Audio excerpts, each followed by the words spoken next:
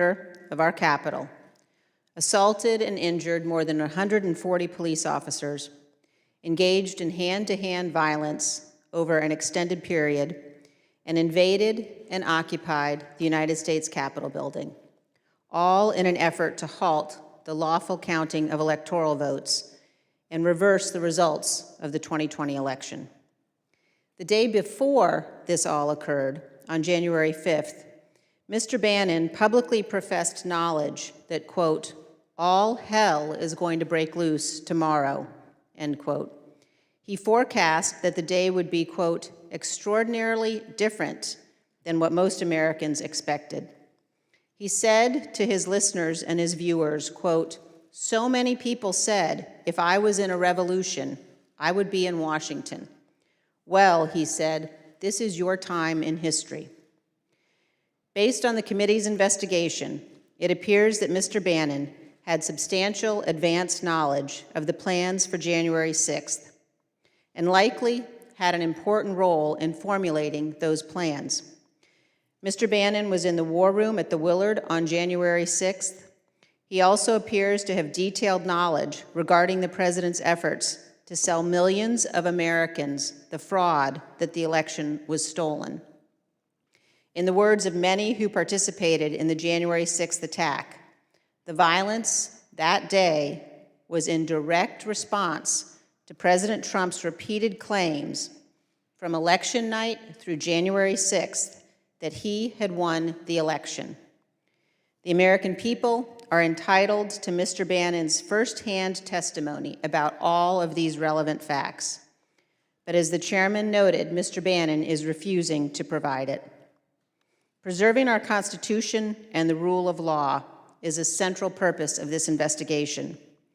The plain fact here is that Mr. Bannon has no legal right to ignore the committee's lawful subpoena. So far, Mr. Bannon's excuse is that former President Trump wishes to invoke some form of executive privilege for a subset of the relevant topics. President Trump's direct communications with Mr. Bannon regarding the planning for January 6th.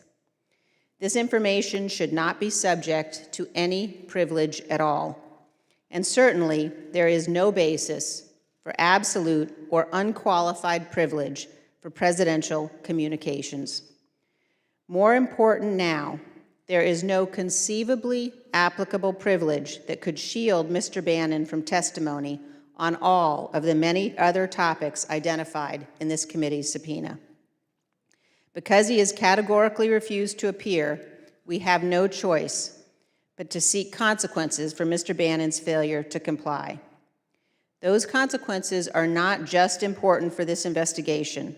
They are important for all congressional investigations.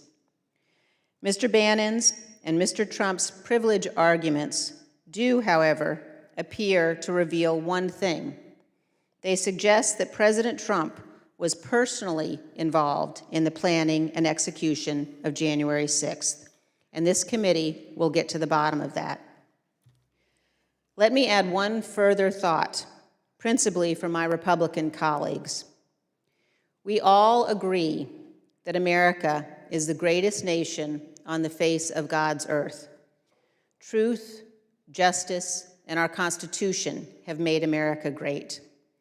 Almost every one of my colleagues knows in your hearts that what happened on January 6th was profoundly wrong. You all know that there is no evidence of widespread election fraud sufficient to have changed the results of the election. You all know that the Dominion voting machines were not corrupted by a foreign power. You know these claims are false. Yet former President Trump repeats them almost daily. And he has now urged Republicans not to vote in 2022 and 2024. This is a prescription for national self-destruction. I ask my colleagues, please consider the fundamental questions of right and wrong here. The American people must know what happened. They must know the truth. All of us who are elected officials must do our duty to prevent the dismantling of the rule of law and to ensure that nothing like that dark day in January ever happens again. Thank you, Mr. Chairman. I yield back.